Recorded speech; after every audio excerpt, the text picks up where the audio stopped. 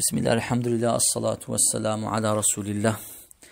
آفرتان دو زور آفرتمان هي زور آفرتكمان هي بدو شهوة وآرزو خوي كتيا هرتسي نفسه هواي حزل بي لخوي أوي دكاتن بخريش التيك توك خريش سناب يا خريش مكياج يا خريش فيلم وحلقات يا نازني خواي قولت سيقوت يا أمري تي بيكرديا بيغمرك تي بيقوت عليه السلام نازني حقي بيابيت يا حقي داكو بابيت يا حقي من دارتي أوشتان نازني هرتسي نفسه هواي حزل بي لخوي أوي دكاتن خواهی گوره پنامانده او زور آفتان دستان لی بشو تازوانا قرآن بسری بوها بسنو قیامته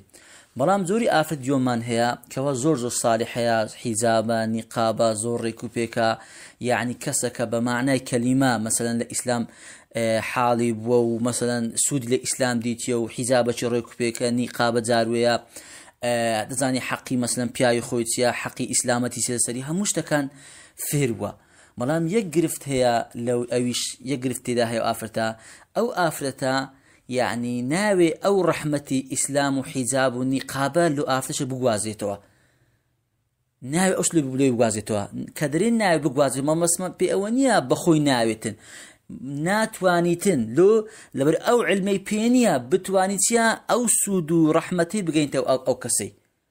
كوا برادري خوتي زاروي زوزاران دبيني مثلا بونا آفرتش حجاب زاروي نقابشا لقر آفرتش دقري كوا فول صفورة باشا يعني آية كم ترخمينية أو آفرتا كتسان صار بيكو برادن هتا استان نيتوان يك تأسلاتي قسو كدس أو آفتي برادري خوي بياكاتن أخي والله إشكالاتا يعني آفرتي أورو آفرتي مسلماني أورو براستي راس بشتي لدين وتي جيشتي الدين علاقة بيودانيا وتي جيشنا خزمة كلني دين علاقة بيودانيا لو خدري بن باي خم دزان علاقة لخلش دانيا أخذنا مسلمان أو هابته بتابت آفرتاني مسلمان دبي زور لو يدورت تماشي بابا كان كاكا أتوك استا علمي بيادكي دتواني سود برامركت بجيني يعني أورو يشتكي يعني حقوية هم إنسان أوشتي بزانيتن أورو سرد أو سرد ما بتصير سو كابرا مثلا قصش لو كبر إيه باشا كاكا كابرا بيستي بلقيا بيستي بدليلة الدنيا توزق بويتو يعني كبويتو خلق شيء زور سوا شبوا زو داوي دل لك الدليل تتسلو بلقيا كلا شيء خواي قوتي لا شيء بيغمر خواي قوتيا آخر حيفنية آفرتك نتواني تصير لسه حزاي بينتوا حيفنية آفتك نتوانيتن والله تسهر برساري خوشكش بداتوا أخي إشكالاتك كاكا لو آفتي أو رأوها بهمة برامر أو إسلامي يعني كاكا أتو نيوي أو يعني نيوي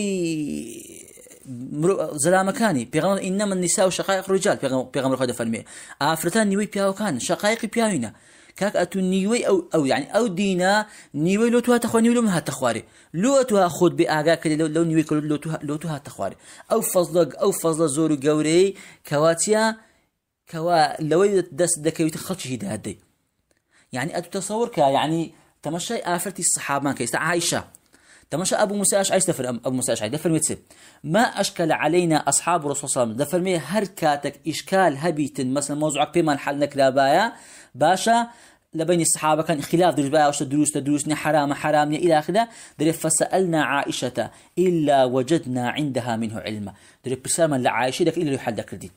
تمشاكا الصحابة الزلامة كان محتاج علم عائشة يبون ده تحداد كم آفتك خوي جانت آستشي بيا وكان محتاج آفتي بن كاكا إشكال نيوا لو آفت الأوها خوان لباش ده لو بابتي لو همتناكي آفت هي خليش علمية مثلا عقلي دخينيتن آدابي دخيني مثلا تزكي دخينيتن فقي دخينيتن بلام ناتواني أو علمي بقواسيتوا كاكا هندك بابت هي والله دبي آفت جايب آفت داتوا هندك برسيار هي هندك بابتي متعلق بآفت هي والله كل شيء نبيها وزلام جابدتوا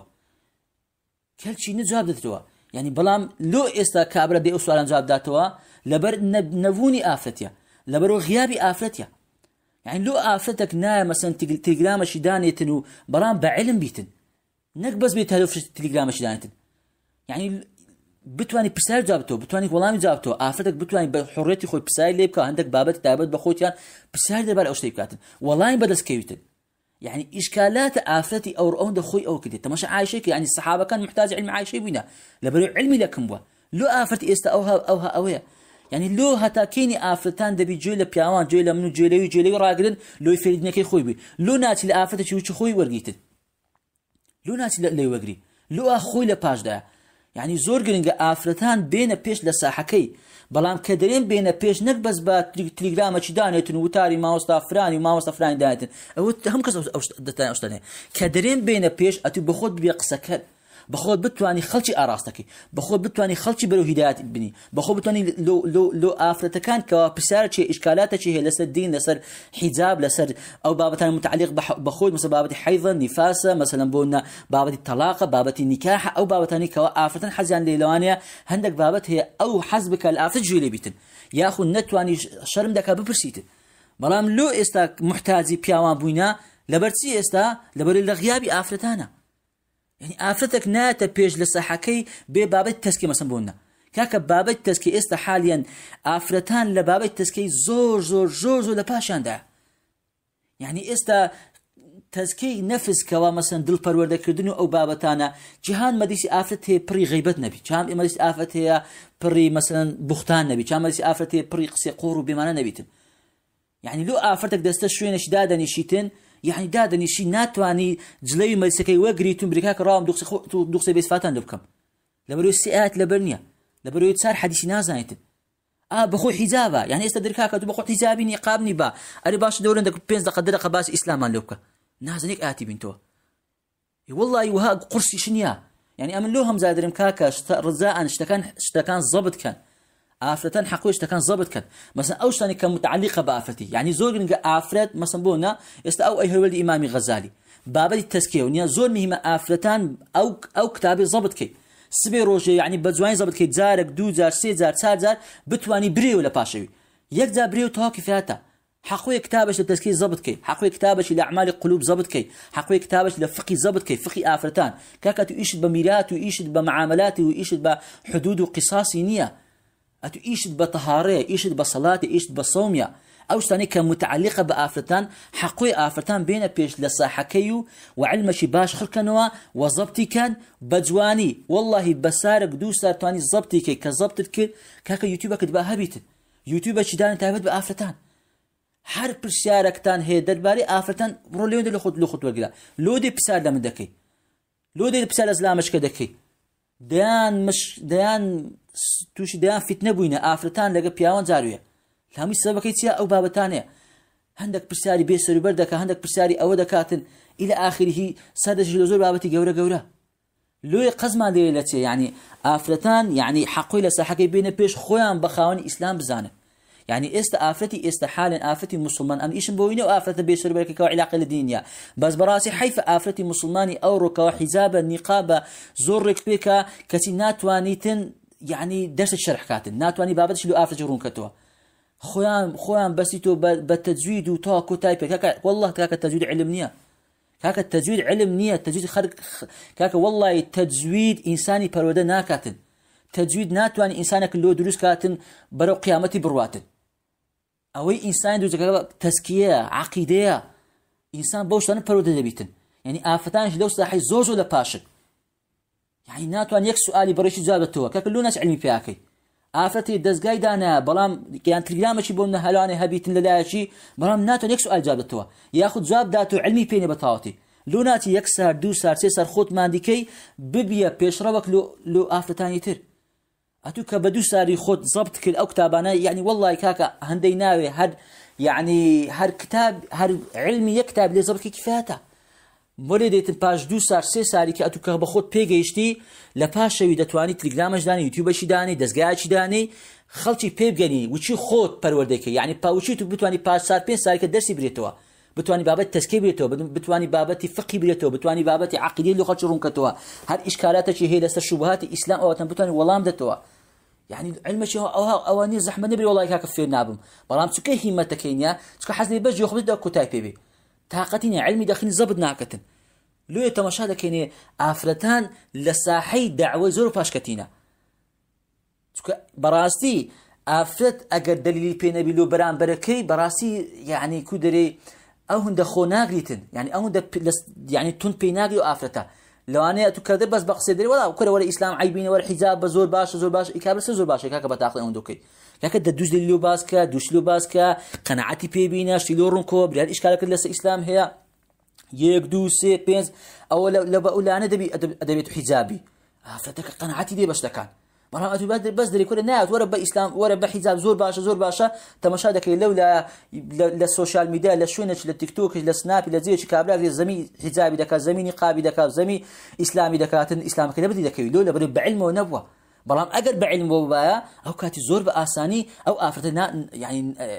ئەوە نابیتن هەڵ ناخەڵەتیتن لۆیە بەڕاستی یعنی ڕزام وایە ئافرەتان لە ساحەکەی بێنە پێش وخۆیان فێری علم کە ناکرێت بە جەهلەوە جوابی سوئالی دەنەوە ناکرێت بە جەهلەوە ئەوەکەن بەڵام واللهی ئافرەتێک ئێستا هیمەتی هەبیتن بە ماوەی سارەکی نارێم دەسار واللهی بە ماوەی ساش دەتوانی سێ چار کتابی تەواو زەبط کاتن يعني استا مثلا بونا كتابش التزكيه زبط كا باشا كتابش اللي عقيده بجوان زبط كات كتاب التزكيه مثلا بونا والله بماغش زبط دكات والله عقيده كي بدو ما زبط دكات كتابش فقه وعلاقه ببابتي وهي بس صار ماجي او دكا ياخذ او احكام النساء هي مثلا احكام النساء ابن جوزي بغدادي هيك كتابك دوسس لا بريا او تسي متعلقات بافتي دايتي احكام النساء تايبت احكام النساء زبطي كو بتواني بريوه او له افر شرح كفايته همو بابتك كان تيدا لو يعني قزمه ليلتي يعني بما خوشا افرتان هيك محتاج بياوان نبت حزمه لافرتان بخويان والله مخوان لكم بيتن وكو عايشي سبيرج بياوان محتاج علمي افرتان بس علمنا لي وقن بلام استا بداخو نمع يعني تمشي عايشي كرزاي خوي لي بيتن او كات تيدقي افرتي الصحابه كوبينا يعني اجر او كاتي حتى تمشي افرتي الصحابان ك دانغو تسبيغمبري خو السلام دانغو اي بيغمبري خو عليه السلام شكو خمي دينا كيتيان اي بيغمبري خو عليه السلام كلو بياوان درسيان بيدري حزمان لي روجش لو ما درس تبيتن تمشا حزمان لي دحشاجه ديني خوي قربين او ديني لو مش هتخواري هكا او ديني لو يعني خوي قلت تمشا ومن يعمل من الصالحات من ذكر وانثى حتى مشاكل خوي قلت فمي ذكر وانثى بياو افر برو همو تمشا حكام لو بياو افر تخواري لو يعني حقويا افتان لو شتان بين بيشو وهروها بتوانن سبي روج بخويان آفتان آراستكن نكلوي محتاجي بيام خوش يعني آفتان توزك يعني أو دينا براسي خمين قوش خميلي بخون براسي نافي أتو خول لو ديني بريكي بري والله عم علاقة بيدانيا والله لا قيامتي لسر أوشتي بربساري أتو دقي هندك شويني بياو كان ناقن أو شويني كاكا هندك كورو كوبني آفتان هي بياو ناتوان بين أو شوين هنا لبريم ريك ناكيوت برام أتو لنا أو شويني هندك جود هندك قصيدة بيجود لهندك شتي حرام ده بيجود لهندك شتي بتواني ليون دعوي خود بكي ليون تواني زلي مسكي وقريو دو خلشي هداده دو بسار دولاين بديوا ديان وصدان سؤالي زور ساده هي كتي آفردك لوان حتى استنسار نوج دكان نوج بغلطي كده كاكا والله نازايت يعني استام زاركيش باس ماك يعني يك لوشتاني كوا جمهوري أهل العلم ده فرميتن آفرد أقل باش نوجي عصري خاوين بود بنوج نوراج بكاتن آفرد هي نازاي أشتكاك حتى أس نازايت يكسب بس نوج عصرك كده كاتا خلاص أقل باش نوجي عشاء حتى نوجي سبيني مثلا ساعات ديشو يازشو خاين بوا ده بنوج مغربيش بكا يعني آفرد هي ناس نازايت بس نوجي عشاء كده كاتا خلاص سندان نوجي روش أقلينيا سبكش أويا هندك سؤال ناتوني بكاتن أصلا شرميدة كاتن بياوش ناقت هم مزيش خونا بياو ناس نامسي أفردانيشتن كواتتيا دبي أفردان بين بيش خويام دنا بو إسلامي وهروها كجولتين شرفة مراسي خدمت كرني إسلام جولتين شرفة كخواي جورا بيك شيء بخشي خواي جورا هم ما بكات خدمت كاري دينك خوي وصلى الله على سيدنا محمد وعلى آله وصحبه وسلم.